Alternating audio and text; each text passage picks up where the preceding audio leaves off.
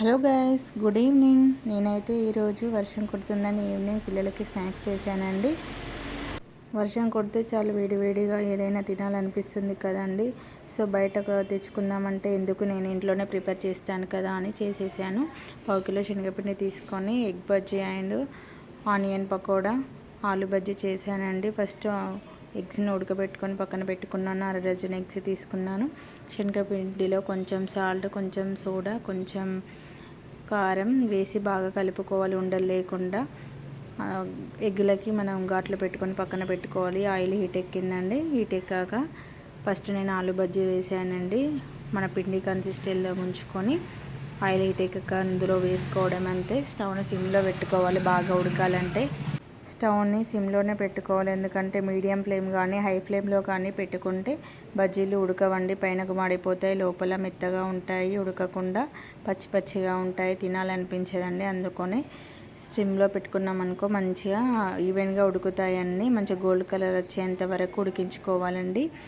చలికాలం అంటేనే, వర్షాకాలంలో అయినా చలికాలంలో అయినా వేడివేడిగా తినాలనిపిస్తుంది కదా అండి. సర్వపిండి కానీ బజ్జీలు కానీ ఇలా ఇంట్లోనే చేసుకుంటే బెటర్ కదా. బయట తింటే ఆయిల్ బాగా కాగిన నూనెలో చేస్తారు కదండి. సో అందుకే మంచిది కాదని ఇంట్లోనే చేసుకోవాలి ఏదైనా కానీ. పిల్లలకి బయట ఫుడ్ మంచిది కాదు కదా.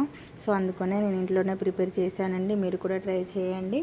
చాలా సింపుల్ కదా అండి. ఇంట్లో చేస్తే చాలా తినగలం, బయట 1-2 తినగానే తినాలనిపించదు కదా. ఇలా గోల్డ్ కలర్ వచ్చినాక తీసి పక్కకు పెట్టుకొని మరలా అలాగే వేసుకొని మళ్ళీ అట్లనే గోల్డ్ కలర్ వచ్చేంత వరకు ఉడికించుకోవాలండి. నా ఛానల్ని ఫస్ట్ టైం చూస్తేనైతే సబ్స్క్రైబ్ చేసుకొని లైక్ చేయండి, షేర్ చేయండి, సపోర్ట్ చేయండి ఫ్రెండ్స్. అందరు వీడియోస్ చూస్తున్నారు కానీ సబ్స్క్రైబ్ చేసుకోవడం లేదు. ఇలా అందరినీ సపోర్ట్ చేయాలి, న్యూ సబ్స్క్రైబర్స్ కానీ.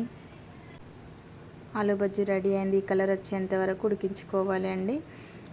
ఇలా అయినాక తీసి పక్కన పెట్టుకోవాలి అంతే. చాలా సింపుల్ ఆలు బజ్జీ. నెక్స్ట్ అయితే నేను ఎగ్స్ మనం బాయిల్ చేసి పక్కన పెట్టుకున్నాం కదండి, దాన్ని ఘాట్లు పెట్టుకొని పిండిలో వేసుకోవాలి. వేసుకొని ఇట్లా ముంచుకొని ఆయిల్ హీట్ ఎక్కాక అందులోనే వేయడం. ఇది కూడా అంతే సింపుల్. 2 ఒకే పిండితో చేశానండి. శనగపిండి అందులోనే ఎగ్స్ కూడా వేసి చేశాను.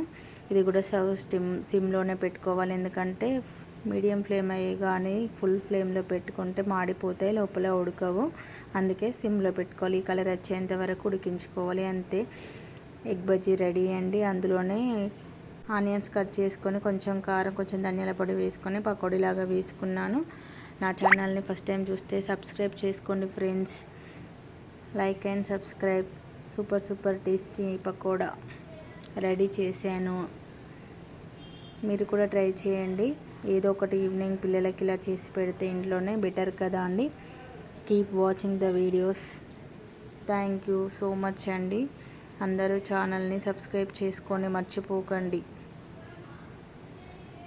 వట్టి అయినా తినచ్చండి. మా పిల్లలకు సాస్ ఇష్టం కదా అనండి. అలా కట్ చేసి కొంచెం ఆనియన్స్, కొత్తిమీర, కొంచెం సాస్ వేసి అలా తింటే వెరీ టేస్ట్ ఉంటుందని అలా పిల్లలకి పెట్టించానండి. మీరు కూడా అలా ట్రై చేయండి.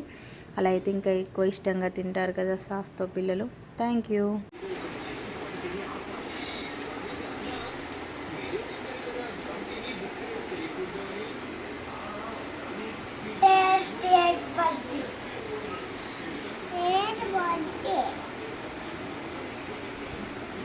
ఏంటి వ్యాన్ అది?